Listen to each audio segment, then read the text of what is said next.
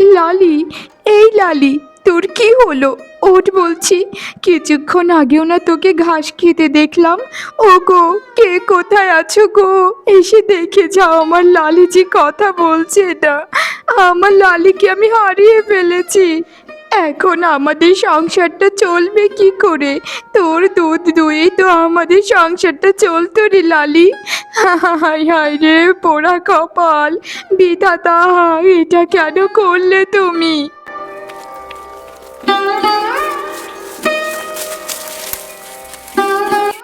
আরে ও নতুন বউ পার্বতী, সকালে উঠে এরকম মরা কান্না কেন কাঁদছো গো? আর তোমার গরুটার কি হয়েছে? অজ্ঞান টজ্ঞান হয়ে গেল নাকি? বাবারে বাবা, কটা খেতে বসেছিলাম, তোমার চেঁচানোর আওয়াজে আর খাওয়াই হলো না, দৌড়ে চলে এলাম। অজ্ঞান হয়নি গো দিদি, অজ্ঞান হয়নি। অজ্ঞান যদি হতো তাহলে আমি এভাবে কান্না করতাম না। কে জানি আমার গরুটাকে মেরে ফেলেছে গো দিদি। আমি জানি না এটা কে করেছে। আমি তো কারো কোনোদিন ক্ষতি করিনি গো দিদি, তবে কেন আমার সাথে মানুষ এরকমটা করলো? আমার লালিকে কেন মেরে ফেললো? আমি ওনাকে কি বলবো?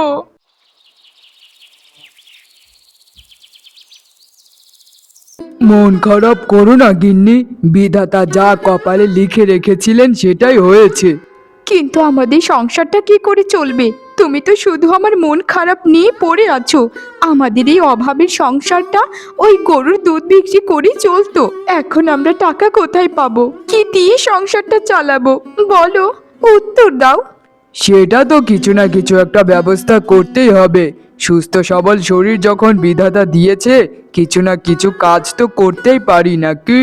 গিন্নি, দয়া করে তুমি মন খারাপ করো না। তুমি মন খারাপ করলে যে আমার ভালো লাগে না। আচ্ছা শোনো, একটা কথা বলি। তুমিও কাজ খুঁজতে যাও আর আমিও কাজ খুঁজতে যাই। যেই কাজ পাই সেই করব। আর এই সংসারটা আমাদের দুজনের, দুজন মিলেমিশে যদি কোনো একটা কাজ করি তাহলে দিব্যি আমাদের সংসারটা চলে যাবে। তুমি আমাকে মানা করো না। ঠিক আছে গিন্নি, এতে যদি তোমার ভালো লাগে তাহলে তুমি এটাই করো। আহা, এ কি আবারও কান্না জুড়ে দিলে কেন? আমার লালি, লালিকে যে খুব মনে পড়ে। আমার গরুটা কত ভালো ছিল।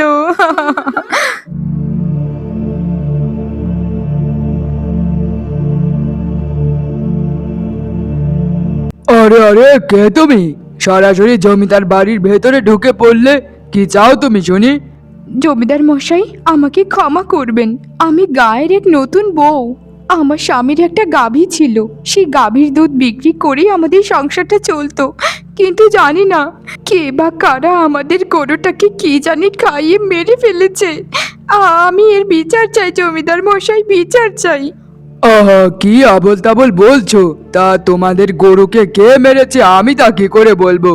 আমি কি তোমাদের শত্রুদের চিনি নাকি? আমি এসব করতে টরতে পারবো না।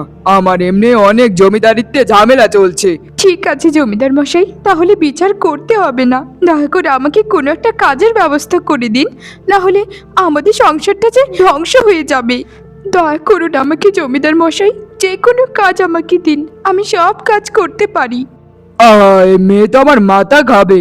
শোন মেয়ে, আমার বাড়িতে কোনো কাজকর্ম ঘিসুটি নেই, যা এখান থেকে বলছি, যা। সাহস দেখলে অবাক হয়ে যায়, একটা মামুলি মেয়ে এসে জমিদার বাড়িতে সরাসরি জমিদারের কাছে কাজ চাইছে। দূর হয়ে যা বলছি, এখন দূর হয়ে যা।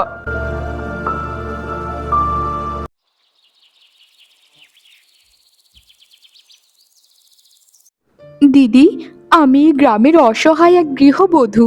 দয়া করে আমাকে একটা কাজ দিন। আমি আপনার ঘরে যে কোনো কাজ করতে রাজি আছি। আমাকে দয়া করে মানা করবেন না দিদি। দয়া করে আমাকে একটা কাজ দিন। একটা তো কাজের মেয়ে লাগেই আমার রান্নাঘরের জন্য, কিন্তু তুই কি রান্না বান্না করতে পারবি সব? ভালো মতো যদি রান্না বান্না করতে পারিস তাহলে তোকে রাখতে পারি, না হলে তোদের মতো এরকম মামুলি মেয়েদের আমার কোনো দরকার নেই। না না দিদি, এটা আমি খুব বড় মুখ করে বলতে পারি যে আমার হাতের খাবার খুবই ভালো হয়। আপনি যদি চান আমি এমনিতে একবেলা আপনাকে রেঁধে খাওয়াতে পারি, তাহলেই আপনি বুঝবেন। আমার যে কাজটা খুবই দরকার দিদি, আপনার পায়ে পড়ছি, আমাকে কাজটি দিন। শোন, এত করে যখন বলছিস তাহলে তোকে কাজে রেখে দিলাম। আর এমনিতেও আমার মন খুব বড়, গরিব অনাথ মানুষদের দেখলে বুক ফেটে কান্না চলে আসে। শোন, তোকে মাসে 100 টাকা মাইনে দেব, হবে তো? এই মাইনে দিয়ে তুই সারা মাস আমার ঘরে কাজ করবি, কেমন? শুধু রান্না করলেই হবে না বাপু, থালা বাসন ধোয়া, ঘর ঝাড় দেওয়া সব করতে হবে। কিন্তু দিদি, এই 100 টাকা তো খুব অল্প টাকা। এই টাকা দিয়ে পুরো মাসের খরচা তো চলবে না গো। দয়া করে যদি আমাকে 200টা টাকা দিতেন তাহলে খুবই ভালো হতো। এখনের যে বাজারের দর, এই বাজারের দরে চাল কিনে খাওয়াটাই এখন বিলাসিতা হয়ে গেছে। তোকে অসহায় দেখেই আমি কাজটা দিয়েছিলাম মায়া দয়া করে, কিন্তু তুই যখন 100 টাকায় করতে চাস না, তাহলে আমার আর কোনো কিছু করার নেই বাপু। এখন আসতে পারিস। আমার আবার কাজের লোকের অভাব নেই, এক চুটকি দেব, হাজারখানে কাজের লোক এসে ভিড় জমাতে থাকবে। না না দিদি, রাগ করবেন না, আমি এই কাজটা করতে রাজি আছি। তাহলে আমি কাল সকাল থেকে কাজে যোগ করব, কেমন? আমি এখন আসি দিদি।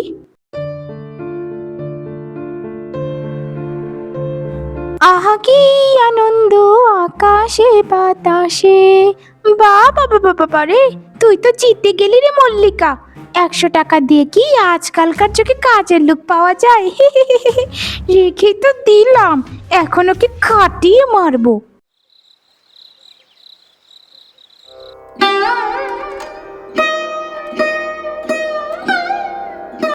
না গিন্নি, অনেক জায়গায় ঘুরলাম, কেউই আমাকে কোনো কাজ দিতে পারেনি।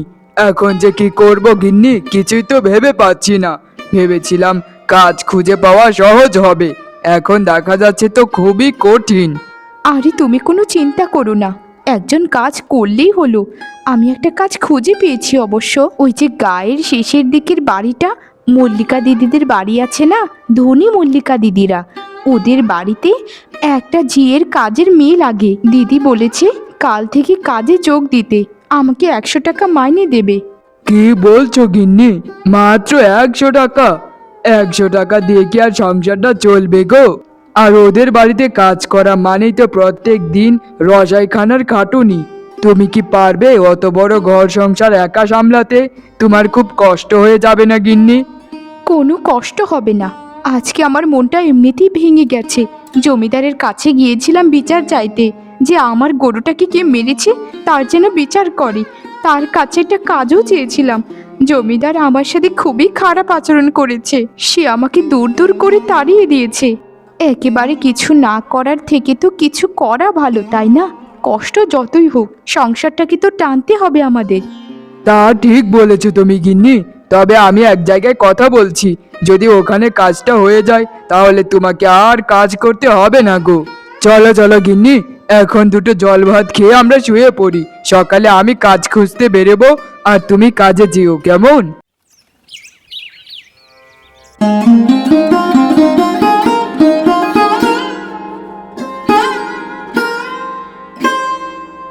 আরে, তুমি রতনের নতুন বউ পার্বতী না? তা গায়ের এত সুন্দরী বউ রাস্তা দিয়ে একা একা কোথায় যাচ্ছে শুনি? শুনেছি তোমার গরুটা কি মরে গেছে, তারপর থেকে সংসারটা তোমরা চালাও কি করে গো?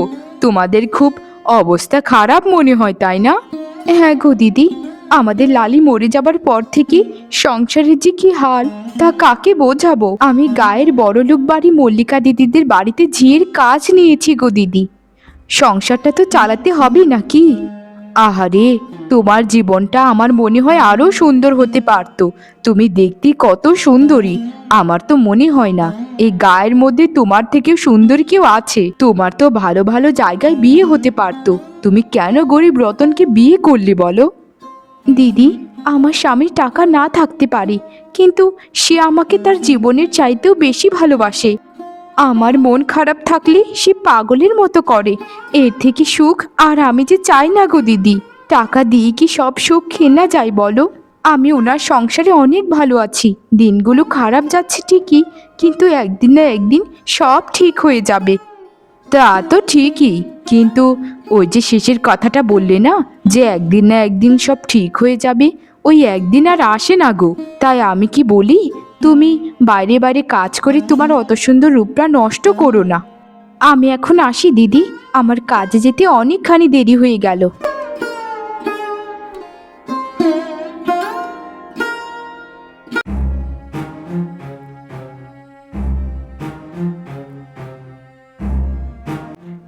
জানতো যে দুধ কলা দিয়ে কালসাপ পুষতে হবে আমাকে? তুই আমার গলার হারটা কেন চুরি করেছিস রে হতচ্ছাড়ি? তোর এত বড় সাহস কি করে হয়? কাজে এসেছিস মাত্র 1 মাস হয়েছে, এর মধ্যে চুরি করা শিখে গেলি? দিদি, এটা আপনি কি বলছেন? আমি চুরি করেছি মানে? আমি আমি চুরি করিনি দিদি। আমি এটা তো কল্পনাও করতে পারি না। আমি মালকিনের বাড়িতে চুরি করবো, আমার এত বড় সাহস হয়ে গেছে। না না দিদি, আমি চুরি টুরি করিনি দিদি, আমি করিনি। আপনার কোথাও ভুল হচ্ছে দিদি। একটু ভালো মতো আপনার গলার হারটি খুঁজে দেখুন।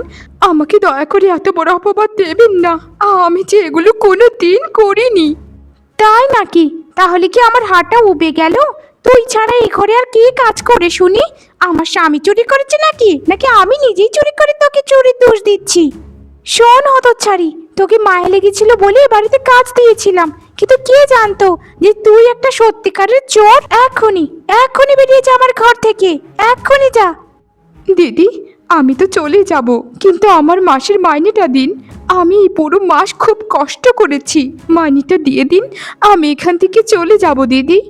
আমার বাড়িতে অনেক ঋণ হয়ে আছে, দোকানি অনেক টাকা ঋণ পায়। দয়া করে আমার 100টা টাকা দিয়ে দিন দিদি। কি? তোর এত বড় সাহস? তুই আমার সোনার হার চুরি করেছিস, আবার টাকাও চাইছিস? বাবা রে বাবা! শোন, ওই হারটার দাম কম পক্ষে 10,000 হবে, বুঝেছিস? যা যা বলছি, এক্ষুনি বেরিয়ে যা। আর একটা কথা মনে রাখিস, গ্রামের জমিদারের সাথে আমার কিন্তু অনেক বড় হাত আছে।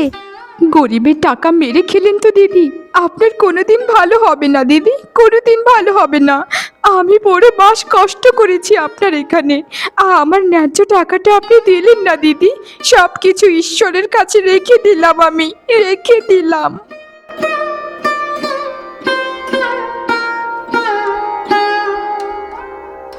কি হলো তোমার গিন্নি? তোমার চোখে জল কেন বলো?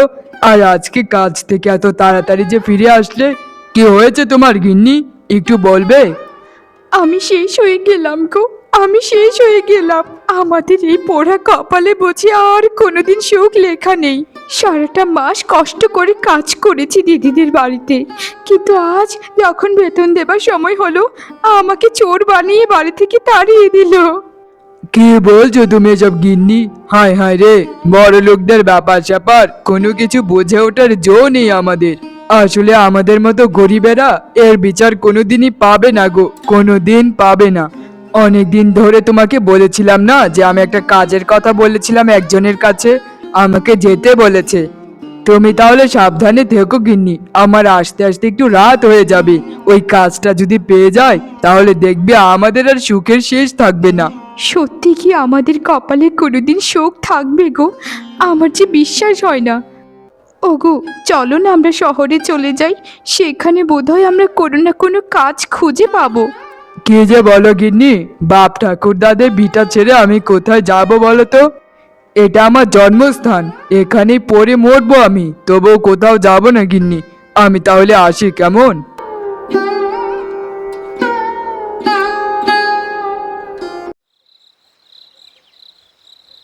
অনেকখানি রাত হয়ে গেল, উনি যে এখনো বাড়ি ফিরলেন না। কি যে হয়েছে ওনার! বিধাতা, তুমি সবসময় ওনার খেয়াল রেখো। আমার যে মনটা খুব গাইছে। আমি কি যাব? না না, এই রাত্রির বেলা যদি খুঁজতে যাই, তাহলে তো উনি আবার রাগ করে বসবেন, বলবেন এত রাতে আমি কেন গিয়েছিলাম। তার থেকে তো ভালো আমি এখানেই বসে বসে ওনার অপেক্ষা করি। যখনই উনি আসবেন তারপর আমি ঘরে যাব। তুমি কোথায় গেলে, কি করতে গেলে, কিছুই তো আমাকে বলে যাওনি গো। শুধু বললে যে আমার একটা কাজ আছে, সেটা পেয়েছি।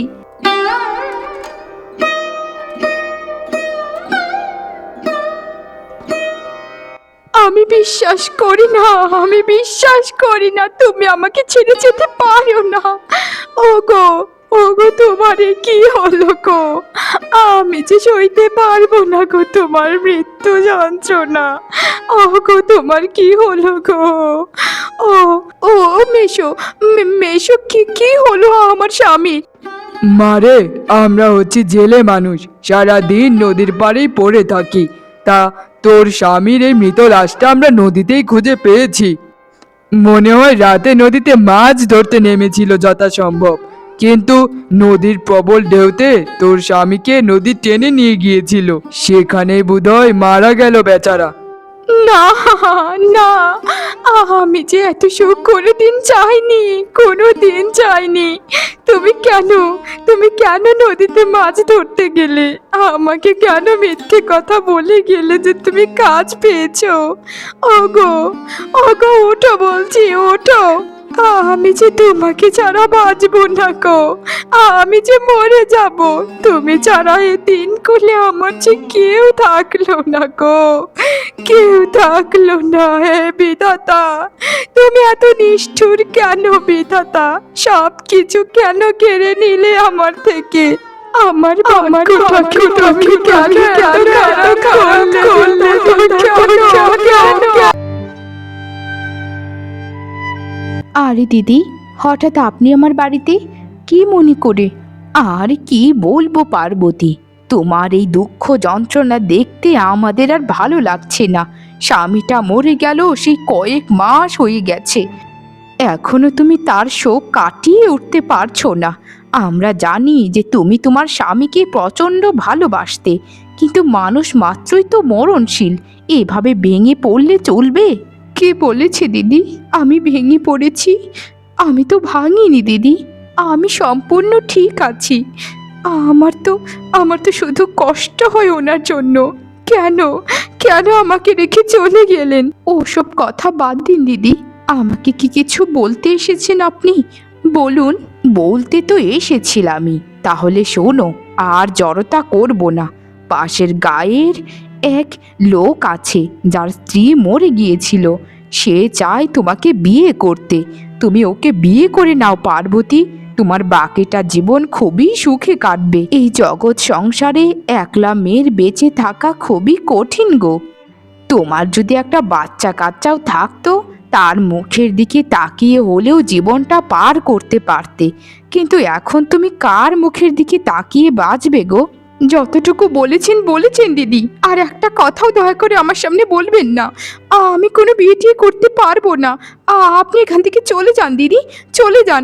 আমি আপনার সাথে আর কোনো কথা বলতে চাই না।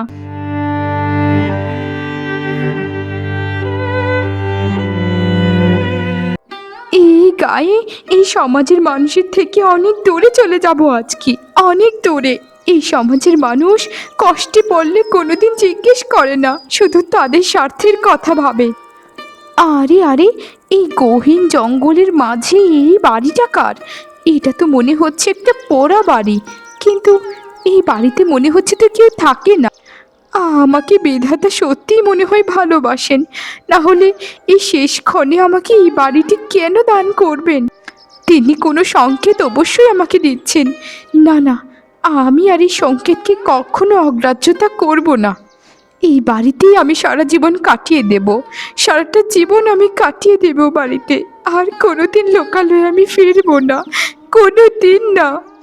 যে লোকালয় আমাকে কোনোদিন সাহায্য করেনি, কোনো বিপদে এগিয়ে আসেনি, সেই লোকালয় থেকে আমি 1000 মাইল দূরে থাকবো। আর তোমার স্মৃতিগুলো নিয়েই আমি বাকিটা জীবন পার করে দেব। আমি কোনো দিন যে তোমাকে ছাড়া অন্য কিছু ভাবতেও পারবো না, কোনো দিন না। এইভাবে 40টা বছর পেরিয়ে যায়। সেই সুন্দরী যুবতী পার্বতী আজ বয়সের ভারে নুয়ে পড়েছে।